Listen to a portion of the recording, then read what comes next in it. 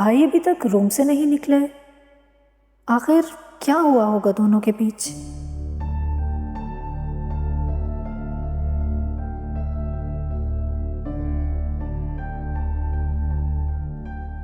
यकीनन भाभी ने कोई झूठी सच्ची कहानी सुना के भाई को फिर से अपनी हिमायत पर मजबूर कर लिया होगा।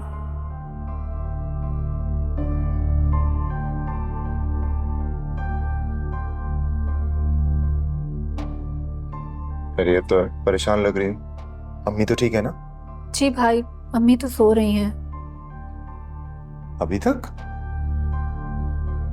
भाई शफक घर पर नहीं है। फकर क्या? हाँ, मैंने सारा घर छान मारा, वो कहीं नहीं है। ये तो सारा ऐसे कैसे हो सकता है कि शफक घर पर नहीं है? घर पर ही होगी ना? मैं ठीक कह रही हूँ भाई, शफक कहीं नहीं है और उसका फोन भी बंद है।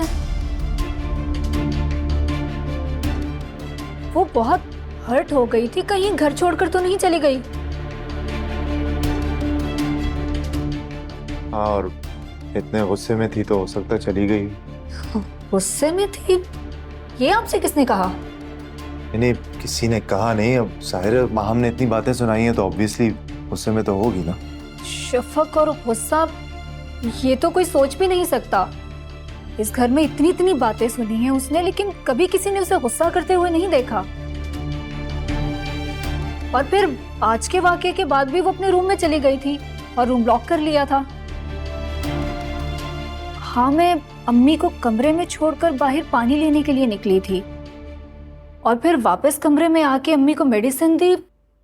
फिर जब वापस जाकर देखा तो शफक रूम में नहीं थी। बहुत गुस्से में थी। मैंने पहली बार शफक को इतना गुस्से में देखा। वो मुझसे कहने लगी, तुम मुझे इस घर से निकालना चाहती हो। मैंने कहा नहीं, शफक मुझे गलत मत समझो, मैं ऐसा नहीं चाहती।